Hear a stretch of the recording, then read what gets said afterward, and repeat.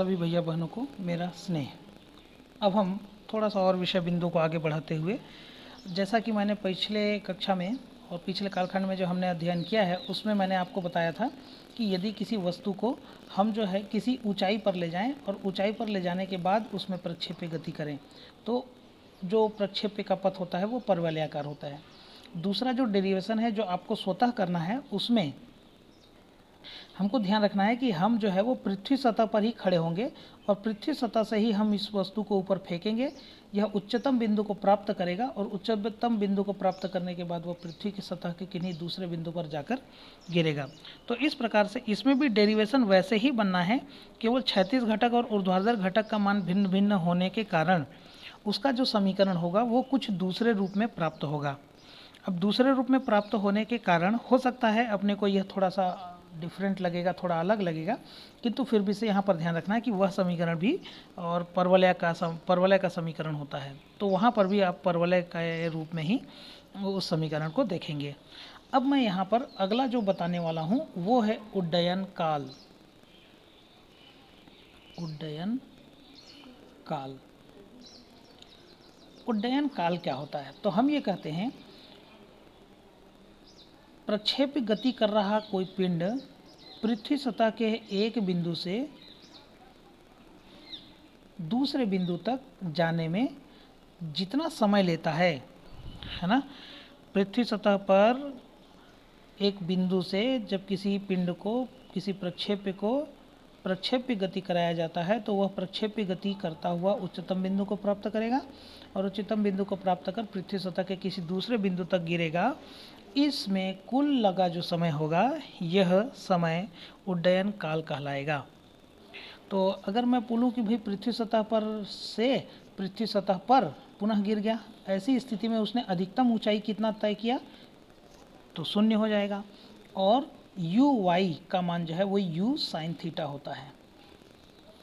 अगर किसी पिंड को मैं यू वेग से फेंकूं, यू प्रारंभिक वेग से फेंकूं तो वह दो समकोणिक घटकों में वियोजित हो जाता है। जो उसका क्षैतिज घटक होता है वो यू कॉस थीटा होता है और जो ऊर्ध्वाधर घटक होता है वो यू साइन थीटा होता है। आप इस डेरिवेशन को अगर पढ़ेंगे तो जो तिर्यक प्रक्षेप्य ये जो है इसमें आपको इस चित्र का उपयोग जो है वो मिल जाएगा, तो आपको समझ में आ जाएगा यू कॉस थीटा और यू साइन थीटा। तो मैं ऊर्ध्वाधर गति की बात कर रहा हूँ, तो ऊर्ध्वाधर गति जब होगा तो उस स्थिति में यहाँ पर इसका y का जो मान है वो 0 हो गया। तो इस समय में जो उसकी गति थी, जो उसका वेग था वो क्या था? प्रारंभिक वेग उसका यू साइन थीटा था। और जब कोई कण पिंड जो है ऊपर की ओर जा रहा है तो स्वाभाविक तौर पर उसका वेग घटेगा और वेग घटेगा तो उसका जो गुरुत्वीय त्वरण है ए वाई का मान वो भी घटेगा, इसलिए हमने यहाँ पर -g लिखा है। तो हमारे पास समीकरण क्या है? गति का दूसरा समीकरण है s is equal to u t plus half a t square. चूँकि ऊर्ध्वाधर गति की बात हो रही है इसलिए मैंने यहाँ पर यू वाई लिखा है और गुरुत्वीय त्वरण भी यू ए वाई है। अब यहाँ पर y is equal to u y का मान हमने यहाँ पर रखा है u sine theta into t plus half और ए वाई का मान है -g इंटू टी स्क्वायर।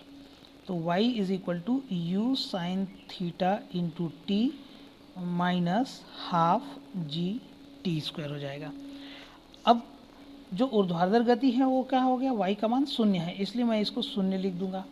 ऐसी स्थिति में इसको इधर ले आएंगे तो ये हो जाएगा half g t square is equal to u sine theta into t, और 2 को इधर ले जाएंगे हम लोग और टी जी को नीचे ले जाएंगे तो ये टी स्क्वायर का जो मान होगा वो होगा 2u sine theta T upon G. तो एक टी से एक टी भी कैंसिल हो जाएगा। इस प्रकार से टी का जो मान होगा वो होगा 2u साइन थीटा अपॉन जी। ये जो है उड्डयन काल के लिए सूत्र हो जाएगा। अब यहाँ पर अगर हम लोग देखें तो क्षैतिज गति मतलब प्रक्षेप्य गति करते हुए किसी पिंड के लिए और जो है अधिकतम मान मतलब उड्डयन काल का अधिकतम मान कितना हो सकता है? इसके लिए हमारे पास साइन थीटा का अधिकतम मान हम यहाँ पर 1 ले सकते हैं। हमको मालूम है साइन थीटा का मान 1 से अधिक नहीं होता है। ये कब संभव हो जाएगा? जब साइन 90 होगा ये तो sine theta is equal to sine 90, तो थीटा इज इक्वल टू हो जाएगा 90 डिग्री। कहने का मतलब क्या है कि अगर किसी वस्तु को मैं ऊर्ध्वाधर ऊपर की ओर फेंकूं और ये ऊपर उच्चतम बिंदु प्राप्त करके पुनः पृथ्वी सतह पर आएगा तो ये अधिकतम समय लगेगा इसको। ये हो गया हमारा प्रक्षेप्य गति के अंतर्गत उड्डयन काल। दूसरा है क्षैतिज परास। क्षैतिज परास के लिए भी चित्र का वर्णन तो ठीक उसी प्रकार से होगा, लेकिन क्षैतिज परास क्या होता है? हम ये कहते हैं कि दिए गए उड्डयन काल में कोई पिंड जो है वह ए बिंदु से गति करता हुआ उच्चतम बिंदु से गति करता हुआ बी बिंदु पर पहुंचता है। तो ए और बी की जो बीच की दूरी है क्षैतिज दूरी, इस क्षैतिज दूरी को हम क्षैतिज परास कहते हैं। इसे हम लोग आर से व्यक्त करते हैं। तो चूंकि क्षैतिज परास है इस कारण से क्षैतिज वेग की बात होगी यहाँ पर, और प्रक्षेप्य का जो क्षैतिज वेग होता है वो नियत होता है, ये हमको ध्यान में होगा। तो हम यहाँ पर क्या करेंगे, क्षैतिज परास का डेरिवेशन निकालते समय u इज इक्वल टू लिख लेंगे अपन ux इंटू टी। अब यहाँ पर ux का मान हमको मालूम है कि क्षैतिज, हमने चित्र पर देखा है कि जो क्षैतिज वेग है उसका मान u cos थीटा, ux का मान क्या है u cos थीटा, और uy का मान था u sin थीटा। तो यहाँ पर मैं ux की जगह लिख दूंगा u cos theta into T. T का मान हमने उड्डयन काल में प्राप्त किया है 2 u sin theta upon g। अब यहाँ पर देखो u इंटू u स्क्वायर हो जाएगा, और 2 sin theta into cos theta is equal to sine 2 theta upon g। तो इस प्रकार से हम जो क्षैतिज परास की बात कर रहे हैं, इस क्षैतिज परास का जो सूत्र होगा ये बहुत ही सरल तरीके से हम बहुत आसानी से और जो है प्राप्त कर सकते हैं। तो इस प्रकार से हम यहाँ पर जो है मान प्राप्त करेंगे। ये x इज इक्वल टू हम लिख देंगे क्योंकि क्षैतिज दूरी जो है वो x है ना। तो इस प्रकार से ये हो गया। अब क्षैतिज परास का मान अधिक अपन करना है तो फिर वही कि साइन 2 थीटा का अधिकतम मान जो है हो सकता है 1। ये कब संभव है? जब sine 2 theta is equal to sine π/2 होगा, और ये theta is equal to 2 theta is equal to हो जाएगा π/2, मतलब थीटा इज इक्वल टू हो जाएगा π/4। अर्थात अधिकतम क्षैतिज परास के लिए हमको किसी वस्तु को यहाँ से ऐसा, जो यहाँ पर थीटा का मान हमने बताया ना ये u और ये थीटा का मान, तो इस थीटा का मान जो है वो 45 डिग्री होना चाहिए, तब ये अधिकतम क्षैतिज परास माना जाएगा। तो इस प्रकार से हमारा ये अधिकतम क्षैतिज परास हो गया। अब अधिकतम क्षैतिज परास के बाद हम अधिकतम ऊंचाई की बात करते हैं। अधिकतम ऊंचाई, तो अधिकतम ऊंचाई के लिए हमको ध्यान रखना है, हमको क्या है यू वाई बराबर हमने u साइन थीटा लिया है, साइन थीटा। तो ऐसी जब वो पृथ्वी सतह के दूसरे बिंदु पर जाकर गिर जाएगा तो उसका स्वाभाविक है उसका वेग वी वाई का मान जो है वो 0 हो जाएगा। ए वाई जो गुरुत्वीय त्वरण होता है चूँकि ऊपर जा रहा है इस कारण से -g होगा। अधिकतम ऊंचाई, ये अधिकतम ऊंचाई h जो है ये क्या हो जाएगा, y का मान जो है हम लोग h ले लेते हैं, कोई दिक्कत नहीं है। अब अगर मान लिया जाए मैं लिखूं गति का पहला समीकरण ले लूँ, पहले समीकरण से तो क्या है v is equal to u plus a t, तो ये वी वाई हो जाएगा, ये यू वाई हो जाएगा, ये ए वाई हो जाएगा। तो ऐसी स्थिति में इसको हम लोग लिख सकते हैं यू वाई का मान कितना हो जाएगा, यू साइन थीटा, ये हो जाएगा u sine theta plus a y का मान है हमारे पास -g इंटू और टी का मान जो है हम यहाँ पर t ले लेंगे। तो ये वी वाई का मान कितना है 0। कहने का मतलब क्या है कि 0 बराबर हो जाएगा u sine theta minus g t. अब इसको इधर ले आएंगे तो ये हो जाएगा g t is equal to u sine theta. अब g को मैं नीचे ले जाता हूँ, इस प्रकार से t बराबर साइन थीटा अपॉन जी, ये हो जाएगा। अब हम पकड़ते हैं दूसरे समीकरण को। गति का जो दूसरा समीकरण है वो है s is equal to u T.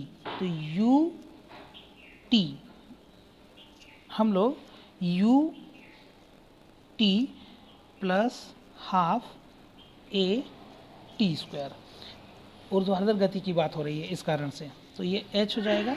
You y का मान हमारे पास कितना है, u साइन थीटा, तो ये u साइन थीटा हो गया, इंटू t का मान है साइन थीटा अपॉन जी, और ये ए वाई का मान माइनस जी है ना, इसलिए मैं माइनस लिख लेता हूँ, माइनस जी, और टी स्क्वायर का मान मतलब साइन थीटा अपॉन जी का होल स्क्वायर। अब यहाँ पर जब हम देखेंगे तो हमारे पास यहाँ पर भी u है, साइन स्क्वायर थीटा अपॉन जी है, और माइनस 1/2, और ये g और ये g स्क्वायर हो जाएगा, जब वर्ग खुलेगा तो एक g से एक g कट जाएगा, तो यहाँ पर हो जाएगा साइन स्क्वायर थीटा अपॉन जी। अब यहाँ पर साइन स्क्वायर थीटा अपॉन जी दोनों में है, इस कारण से मैं चाहूँ तो कॉमन ले सकता हूँ, और यहाँ पर ये u हमारा छूट रहा है, ये u हो जाएगा, ये u हो जाएगा, u, तो ये u स्क्वायर हो जाएगा, है ना, और यहाँ पर भी ये u स्क्वायर हो जाएगा। तो u square sine square theta upon G हम बाहर निकाल सकते हैं, u square sine square theta upon G को मैं बाहर निकालूंगा, तो यहाँ पर जो है बचेगा 1 माइनस यहाँ पर बचेगा ये 1/2। तो इस प्रकार से अगर मैं हल करूँगा तो ये हो जाएगा u square sine square theta upon 2g हो जाएगा, ये h का मान हो जाएगा। तो इस प्रकार से अधिकतम ऊंचाई के लिए हमारा ये सूत्र हो जाएगा। अब अधिकतम ऊंचाई हम कैसे प्राप्त करेंगे, तो अधिकतम ऊंचाई के लिए साइन स्क्वायर थीटा का मान 1 होता है, इसका मतलब साइन थीटा का मान भी 1, और साइन थीटा का मान 1 कब होता है, जब थीटा इज इक्वल टू π/2 है। तो अधिकतम ऊंचाई के लिए भी हमको थीटा इज इक्वल टू π/2 पर कण को फेंकना होगा। तो दो बातें ध्यान रखेंगे, पहला, अधिकतम उड्डयन काल के लिए भी आप theta is equal to 90 degree ले लेंगे, और अधिकतम ऊंचाई के लिए भी आपको theta is equal to 90 degree लेना है। जबकि अधिकतम क्षैतिज परास के लिए, ये अधिकतम क्षैतिज परास के लिए हमको ये 45 डिग्री लेना है। तो इस प्रकार यह जो 3 डेरिवेशन मैंने आपको बताया है, उड्डयन काल, क्षैतिज परास और अधिकतम ऊंचाई, ये तीनों ही बहुत इम्पॉर्टेंट है आपके परीक्षा की दृष्टि से।